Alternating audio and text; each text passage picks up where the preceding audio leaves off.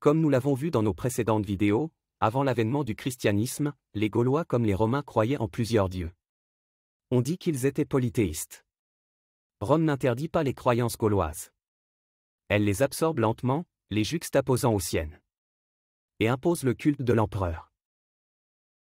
Le christianisme est né vers 30 après Jésus-Christ dans la province romaine de Judée, qui est alors majoritairement peuplée de Juifs. Ces derniers supportent de moins en moins bien la domination romaine et attendent l'arrivée d'un Messie qui viendrait délivrer leur peuple. À cette époque, plusieurs personnes se présentent comme Messie et appellent au soulèvement contre les Romains.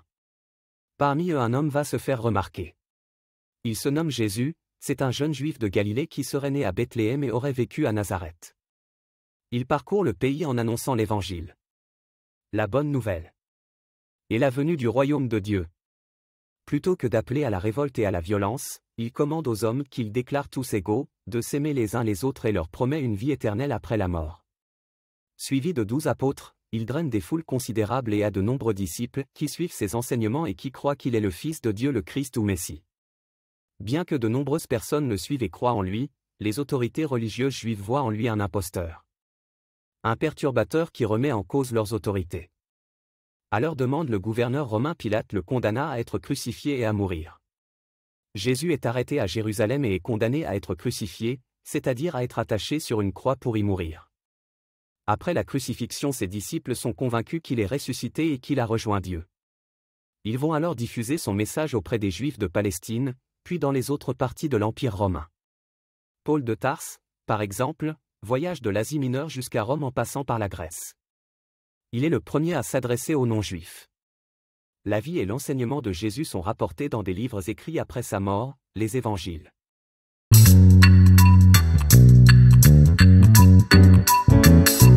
Cette nouvelle religion se propage lentement. Des communautés chrétiennes se créent dans tout l'Empire, au début dans l'indifférence de Rome. Puis les Romains commencent à se méfier des chrétiens car ils proclament l'égalité de tous les hommes, alors que l'Empire regorge d'esclaves. De plus, bien que les Romains acceptent toutes les religions, elles ne doivent pas s'opposer au Dieu de Rome, ni à la pratique du culte impérial. Or c'est ce que font les chrétiens en affirmant que leur Dieu est le seul vrai Dieu.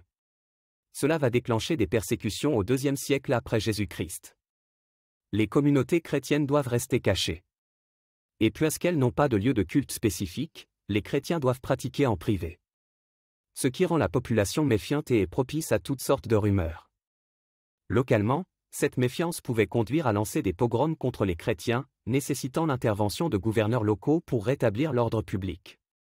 L'empereur Néron les accusa d'avoir mis le feu à Rome et les persécuta. Certains chrétiens sont condamnés à mort et jetés au lion. Mais en 313, après Jésus-Christ, l'empereur Constantin, par l'édit de Milan, met fin aux persécutions et accorde la liberté de culte aux chrétiens. Le christianisme devient même la religion officielle de l'Empire romain en 376. Par la suite, l'empereur Théodose interdit le polythéisme.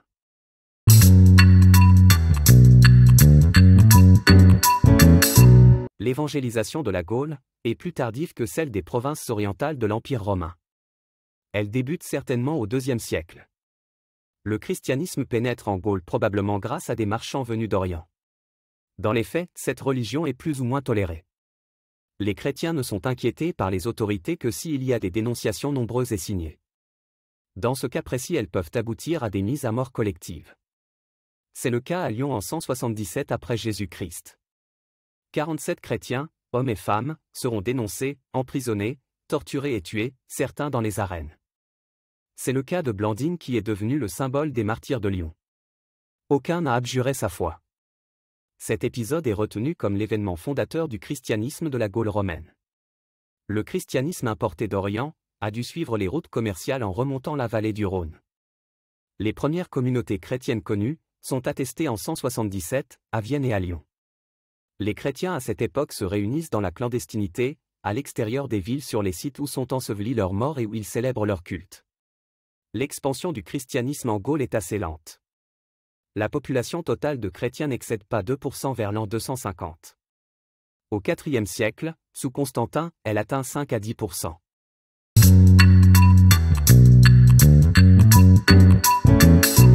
Le christianisme est né en Judée. Il est fondé par Jésus qui sera mis à mort et crucifié. ses apôtres diffuseront son message dans tout l'Empire. Les chrétiens subiront la méfiance des Romains qui se transformera en persécution. En Gaule, le christianisme arriva avec les marchands venus d'Orient.